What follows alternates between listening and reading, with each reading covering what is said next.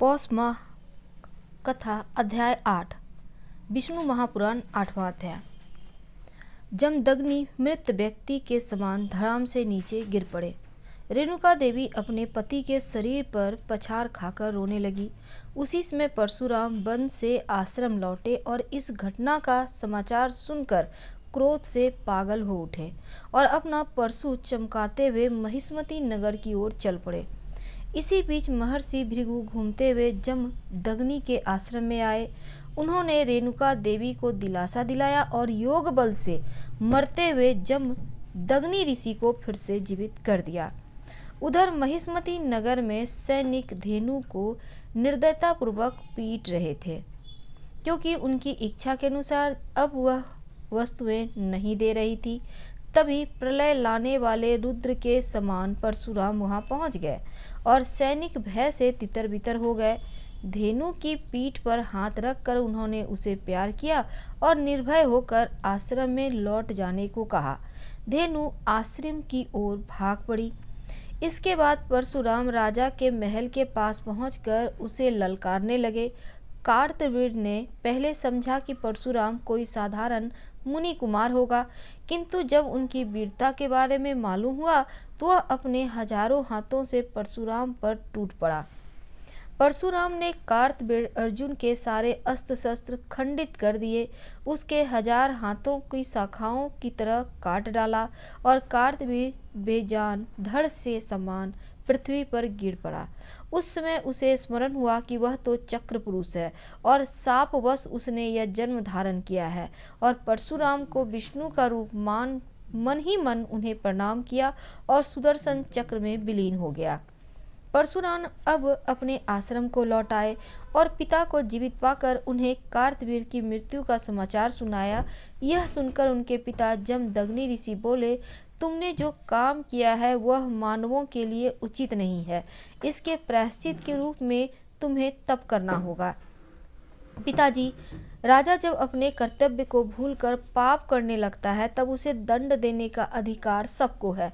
मैं तपस्या आपका आदेश समझकर करूंगा, प्रायश्चित के रूप में नहीं। यह कहकर परशुराम तपस्या करने चले गए।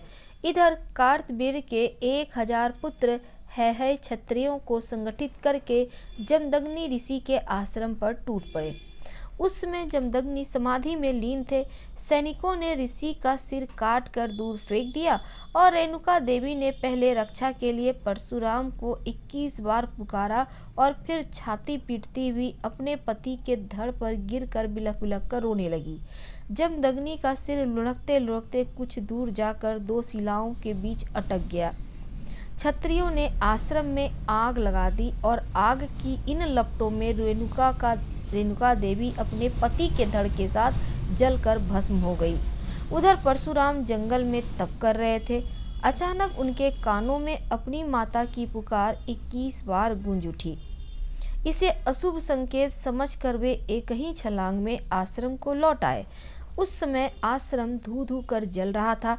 उनके माता पिता भस्म हो चुके थे।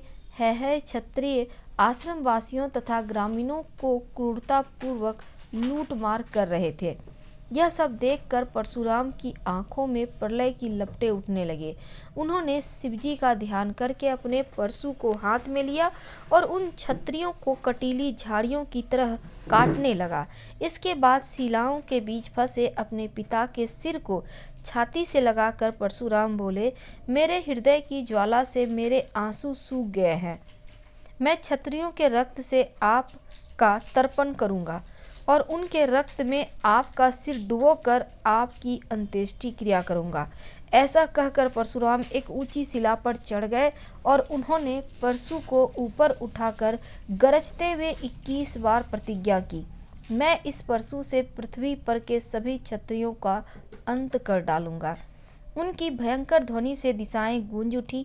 उनकी इस भीषण प्रतिज्ञा को सुनकर ब्रह्मा तथा सभी ऋषि महर्षि वहां पर आ गए और परशुराम को शांत हो जाने का उपदेश दिया। महर्षि भृगु ने कहा, बेटा, भगवान स्वयं दुष्टों को दंड देंगे और साधु संतों की रक्षा करेंगे। हम ऋषि मुनियों को यह शोभा नहीं देता। इस पर परशुराम बोले, जब मनुष्य अपना कर्तव्य भूलकर दूसरों पर अत्याचार करने लगता है और जब उनका दुराचार अंतिम सीमा पर पहुंच जाता है, तब हम लोगों में से ही किसी में भगवान प्रकट होते हैं और पापियों को सजा देते हैं। आप मेरे पितामह हैं, समझ लीजिए कि मैं एक ऐसा भी व्यक्ति हूँ। यूँ कहकर परशुराम हिमालय की कैलाश चोटी पर तपस्या करने चले गए। शिव जी तपस्या से प्रसन्न होकर प्रकट हुए।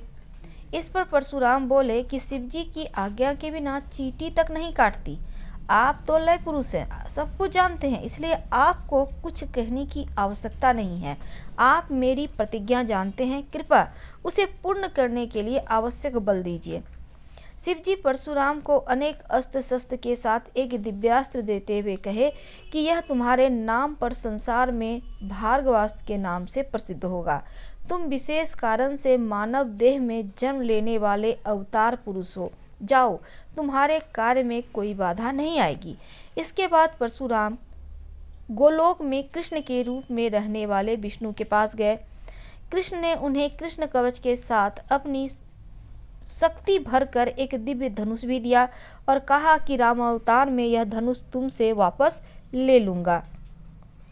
इस प्रकार देवताओं से दिव्यास्त्र लेकर परशुराम ने क्षत्रियों का संहार करना शुरू कर दिया। राजाओं के दुशासन और अत्याचार से पीड़ित प्रजा ने परशुराम का साथ दिया और कार्तवीर्य के पुत्र तथा सभी हैहय वंश के क्षत्रिय नगर छोड़कर भाग गए। परशुराम ने आग्नेय अस्त्र से महिष्मती नगर को जला दिया। 21 दिनों तक वहां से आग की लपटें उठती रहीं और राजाओं की राजधानी जलकर राख हो गई।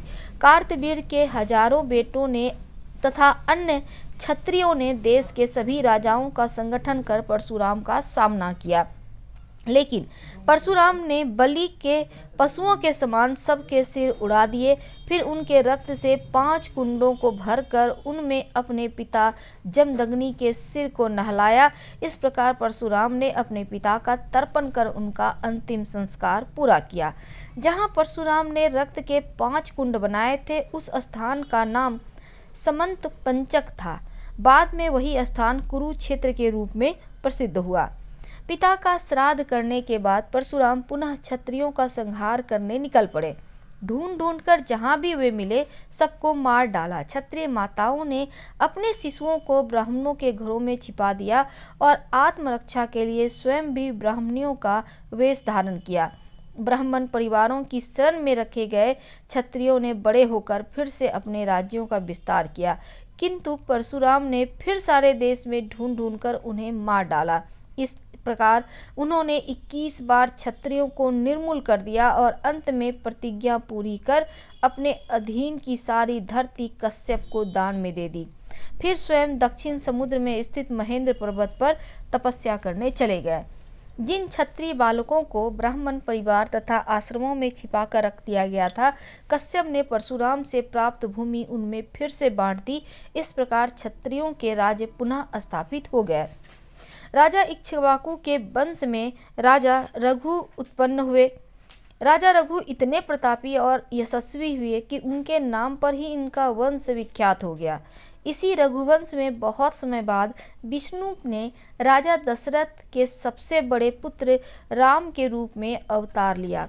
उन्होंने मनुष्य के सामने आदर्श जीवन का उदाहरण रखा और मनुष्य के विकास के मार्ग में रोड़ा अटकाने वाले असुरों का वध करके राम राज्य की स्थापना की। हिरण्यकश्यप और हिरण्याक्ष को विष्णु ने नरसिंह अवतार के रूप में मार दिया था और दूसरे जन्म में ये दोनों राक्षस रावण और कुंभकर्ण बनकर संसार को फिर सताने लगे। रावण ने भारी तपस्या कर ब्रह्मा से यह वरदान प्राप्त किया कि देवता यक्ष गंधर्व आदि कोई भी उसे न मार सके और वह मृत्यु के खतरे से निश्चिंत होने के कारण बहुत अहंकारी हो गया और मनुष्य पर अत्याचार करने लगा। रावण ने लंका से कुबेर को भगाकर लंका और उसके पुष्पक दोनों पर अधिकार कर लिया। उसने राक्षसों का संगठन कर कई अन्य लोगों को भी जीता।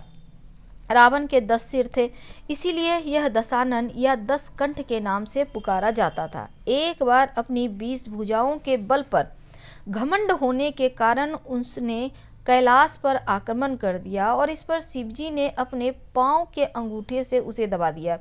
वह एक शिला के नीचे दबकर पीड़ा से कड़ा उठा। तब से इसका नाम रावण भी पड़ गया। रावण ने शिवजी को क्रोधित जानकर उन्हें प्रसन्न करने के लिए अपने सभी सिर काट कर उन्हें भेंट कर दिया। तब शिवजी प्रसन्न हो गए और शिवजी के महान भक्त बन गए। रावण शिव भक्त बन गए। रावण जितना वीर और पराक्रमी था उतना ही दुष्ट भी था।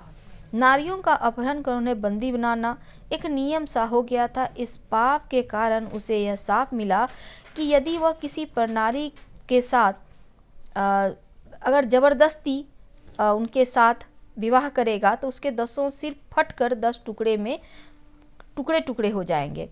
मई की पुत्री मंदोदरी रावण की पत्नी थी और वह अपने पति के हित की कामना से रावण को सद्मार्ग पर चलने के लिए समझाती रहती।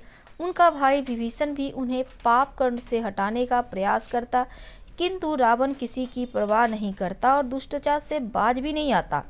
विंध्याचल के दक्षिण भाग तक रावण के राज्य का सीमा फैला था और इससे राक्षस आर्यावर्त में होने वाले यज्ञों में विघ्न डालते, यहाँ के ऋषि मुनियों को मारते सताते और आश्रमों और गांवों को जलाने तथा निर्दोषों लोगों को कष्ट देने में उन्हें बड़ा आनंद आता था। उन्हीं दिनों कृष्णध्वज नामक एक राजर्षि ने वेदों के पाठ द्वारा एक पुत्री को प्राप्त किया। इसका नाम वेदवती था। वह विष्णु को अपने पति के रूप में पाना चाहती थी। इसके लिए उसने घोर तपस्या की और रावण उसे प्राप्त करना चाहता था। इसीलिए उसने वेदवती से कहा, मैं विष्णु से भी महान हूँ, इसलिए पति के रूप में मेरा वरण कर मेरे साथ लंका चल। वेदवती ने इस पर रावण का अपमान किया। रावण ने उसका जूड़ा पकड़कर घसीटते हुए अपने साथ ले जाना चाहा। वेदवती ने क्रोधित हो रावण को शाप दिया, अरे दुष्ट, तूने मेरे शरीर को स्पर्श कर अपवित्र कर दिया है, इसीलिए इस देह को मैं अब त्याग दूंगी। परंतु याद रख, मैं अगले जन्म में लंका में ही जन्म लेकर तुम्हारे नाश का कारण बनूंगी। भगवान विष्णु राम के रूप में मेरा वरण करेंगे। इतना कहकर वेदवती योग बल से अग्नि प्रज्वलित कर उसमें जलकर भस्म हो गई। राक्षसों का अत्याचार समय के साथ बढ़ता गया और उनके पाप से पृथ्वी त्राही त्राही कर उठी। संसार के कल्याण के लिए विष्णु के अवतार का समय भी निकट आ गया। इसीलिए विष्णु ने मनुष्य के रूप में और देवताओं ने वानरों के रूप में जन्म लिया। विष्णु महापुराण 8वां अध्याय समाप्त हुआ। 9वें अध्याय के साथ हम आपसे कल मिलेंगे। हम आपसे विदा लेते हैं। पसंद आ रहा हो तब लाइक कर सब्सक्राइब करें, शेयर करें, कमेंट करें। धन्यवाद।